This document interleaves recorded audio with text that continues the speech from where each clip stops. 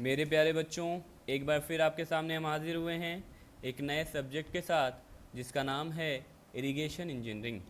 इसे बच्चों हम लोग हिंदी में सिंचाई इंजीनियरिंग के नाम से जानते हैं। बच्चों, आज के इस लेक्चर में हम चैप्टर फर्स्ट स्टार्ट करेंगे और उसे कवर करेंगे। तो बच्चों, चैप्टर स्टार्ट करने से पहले हम आज के इस लेक्चर में आपको हम क्या क्या पढ़ाएंगे, कौन कौन से टॉपिक का जिक्र करेंगे, उसके बारे में एक बार चर्चा कर लें। तो बच्चों, सबसे पहला टॉपिक इसमें आपका ये पहले जान जाइए कि ये जो चैप्टर फर्स्ट है इसका नाम है इंट्रोडक्शन। ठीक है। इसमें जो टॉपिक है इसके अंतर्गत जैसे पहला है डिफिनीशन ऑफ इरिगेशन, मतलब सिंचाई की परिभाषा, इसके बारे में हम आपको बताएंगे आगे। दूसरा टॉपिक इसमें नेसेसिटी ऑफ इरिगेशन, इरिगेशन की मतलब क्या आवश्यकताएं हैं, मतलब सिंचाई की क्या आवश्यकताएं हैं, उनके बारे में हम आपको जिक्र करेंगे। उसके बाद आगे दिया है role of irrigation in country's economy, मतलब सिंचाई का हमारे देश की अर्थव्यवस्था में क्या योगदान है, क्या रोल प्ले करता है, किस लिए रिस्पॉन्सिबल है, उसके बारे में हम बताएंगे।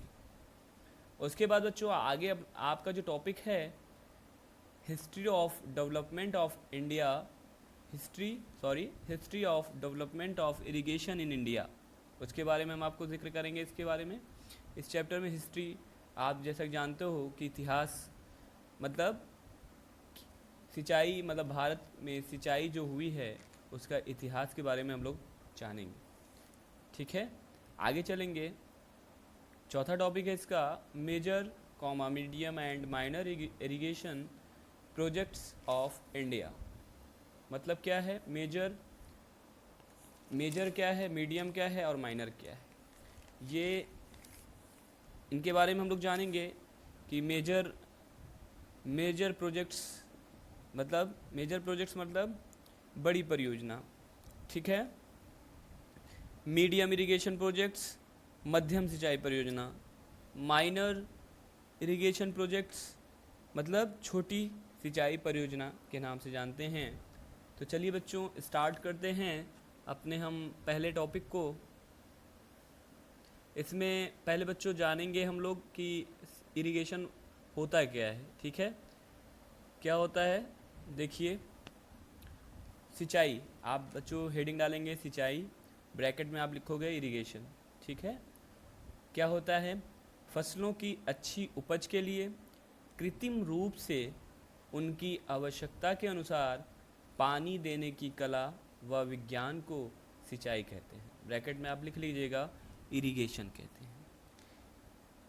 मतलब आप जब फसल अपने खेतों में लगाते हैं तो आप चाहते हैं कि हमारी फसल जो हो अच्छी पैदावार हो, तो हम लोग क्या करते हैं, उसमें हम लोग उसकी सिंचाई करते हैं।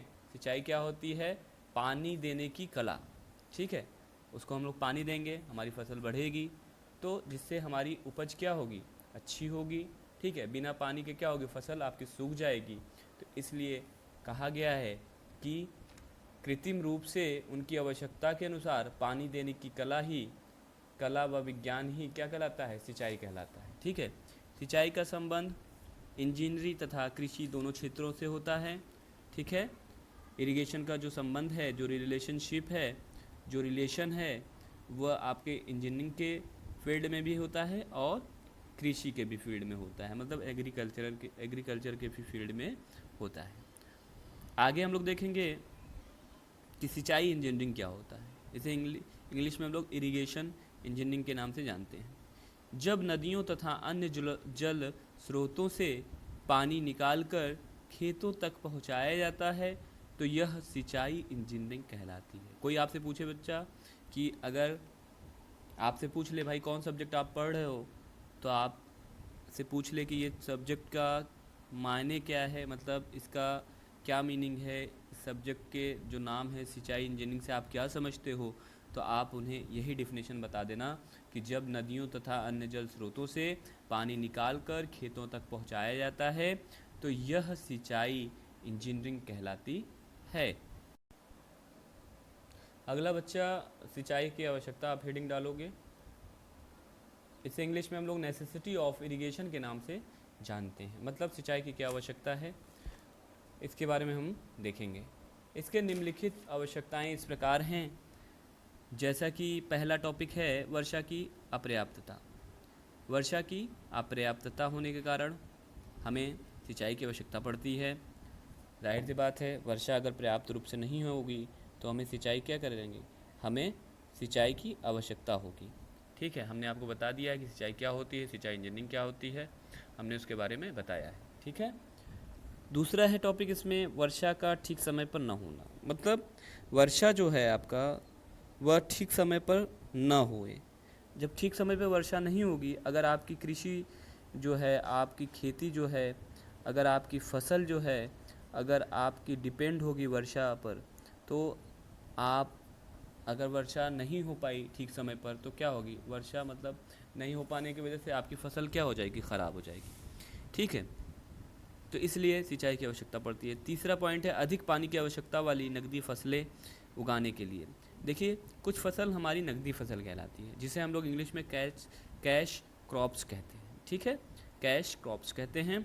इसमें क्या होता है, इसमें आपको पानी की अधिक आवश्यकता होती है। इन फसलों को पानी की क्या होती है, अधिक आवश्यकता होती है। इसीलिए हमें कुछ फसलों के लिए, जैसे नकदी फसल है, इनके लिए हमें क्या करना है, पानी की अधिक आवश्यकता चाहिए, तो हमें क्या करना होगा, हमें इसकी सिंचाई करना पड़ेगा। ठीक है, अच्छे तरीके से उसे पानी देना पड़ेगा समय समय पर, तभी हमारी फसल हो पाएगी, अच्छी फसल होगी, जिसे हम मार्केट में सेल कर सकते हैं अपनी फसल को काट कर।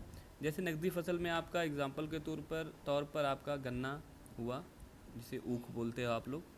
ठीक है, इसी तरह बहुत सारी फसलें आपकी नकदी फसल में आती है। ठीक है,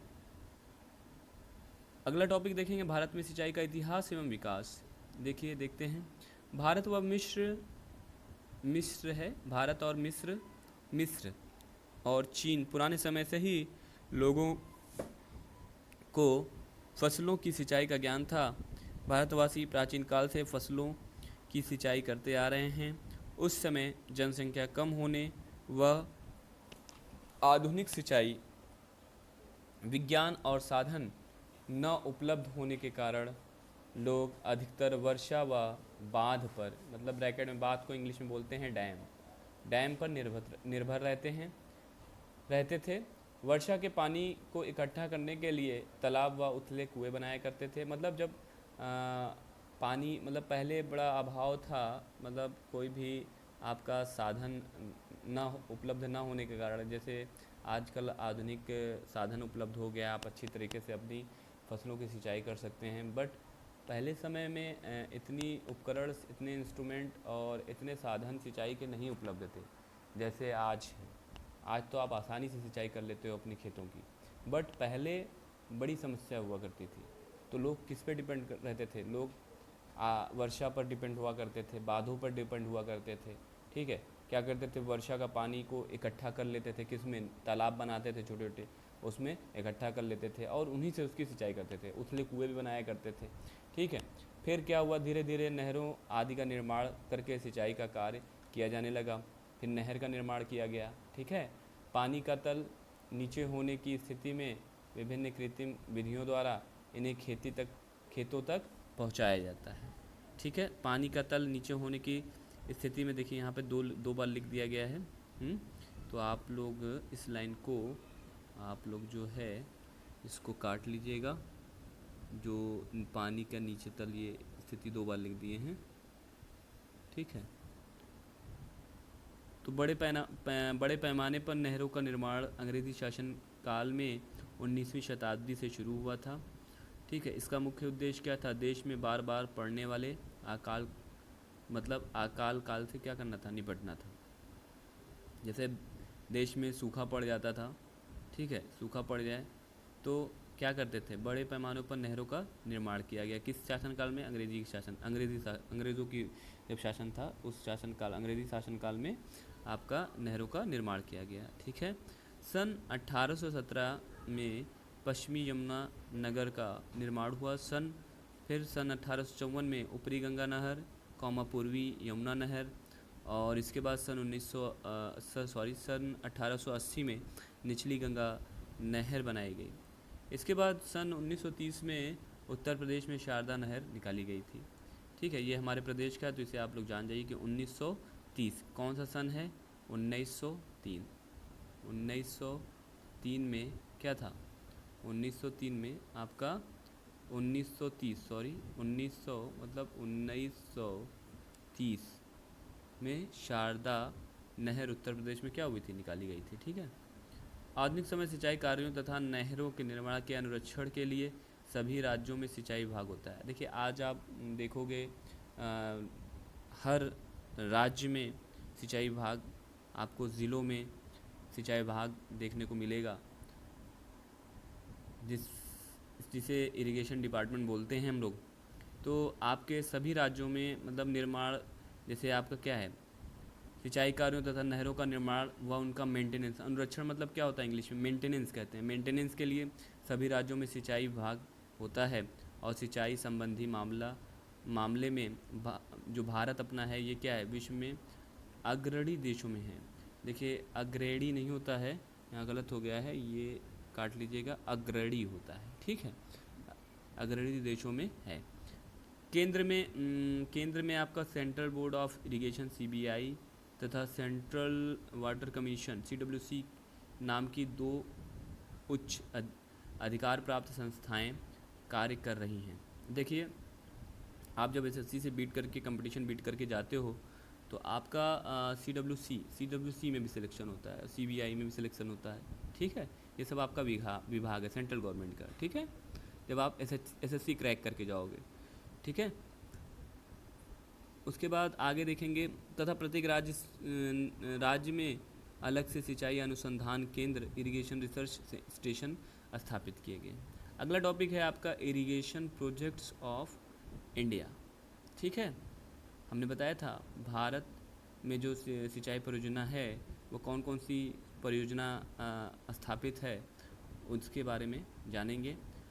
भारत की सिंचाई परियोजना को निम्नलिखित प्रकार से वर्गीकृत किया गया है। पहला आपका क्या है? Major irrigation project. पहला क्या है आपका?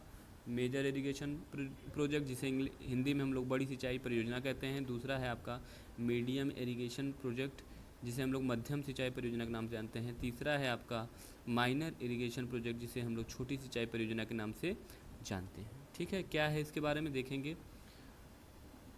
पहला है आपका मेजर इरिगेशन प्रोजेक्ट, इसे हम लोग हिंदी में बड़ी सिंचाई परियोजना के नाम से जानते हैं। क्या होता है इसके अंतर्गत? देखिए, वह मतलब जब 10,000 हेक्टेयर से अधिक कृषि योग्य कमान क्षेत्रफल CCA, इसे इंग्लिश में हम लोग कहते हैं कल्चरेबल कमांड एरिया।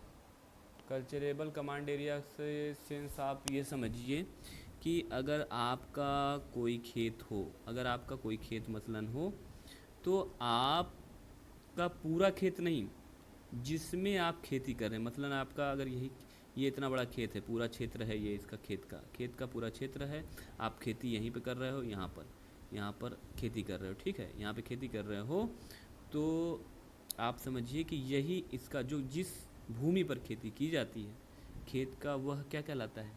CCA कहलाता है, कल्चरेबल कमांड एरिया। ठीक है, पूरी भूमि नहीं आती है कल्चरेबल कमांड एरिया में। कौन सी आती है? जिसमें कृषि की मतलब जिसमें फसल बोई जाती है, और जो खाली है, जो खेत, मतलब अब ये पूरी भूमि खाली है, तो ये CCA में नहीं आएगा। CCA में कौन सा एरिया आएगा? बस इतना, जितने में फसल को उगाया जा रहा है, बोया जा रहा है। ठीक है, ये CCA होता है। तो आप समझ गए होंगे कि 10,000 हेक्टेयर से अधिक जो CCA वाली मतलब परियोजना है, मतलब CCA मतलब कल्चरल कमांड एरिया वाले परियोजना को बड़ी सिंचाई परियोजना कहते हैं। दूसरा है आपका मीडियम इरिगेशन प्रोजेक्ट, मध्यम सिंचाई परियोजना, जहाँ पर 2,000 से 10,000 हेक्टेयर तक की कृषि योग्य कमान क्षेत्रफल, मतलब CCA कल्चरल, अभी आपको हमने बताया है, पीछे बताया है कल्चरेबल कमांड एरिया। ठीक है, CCA वाले परियोजना को मध्यम सिंचाई परियोजना कहते हैं। तीसरा है आपका माइनर इरिगेशन प्रोजेक्ट, छोटी सिंचाई परियोजना, जब क्षेत्र 2000 हेक्टेयर से जब क्षेत्र 2000 हेक्टेयर से कम कृषि योग्य कमान क्षेत्रफल मतलब CCA वाली परियोजना को माइनर इरिगेशन प्रोजेक्ट कहते हैं। तो बच्चों आज का जो चैप्टर था, और इस पहले चैप्टर में बस इतने ही टॉपिक थे जिनको हमने आज अपने लेक्चर के माध्यम से आपको हमने समझाया। बच्चों अगर आज के इस लेक्चर में इस चैप्टर से कोई भी डाउट्स हो तो आप हमें कमेंट्स करके बताएं। हम आपके कमेंट्स को देखकर आपको समझाएंगे कमेंट्स के माध्यम से, फ़ोन के माध्यम से, ठीक है।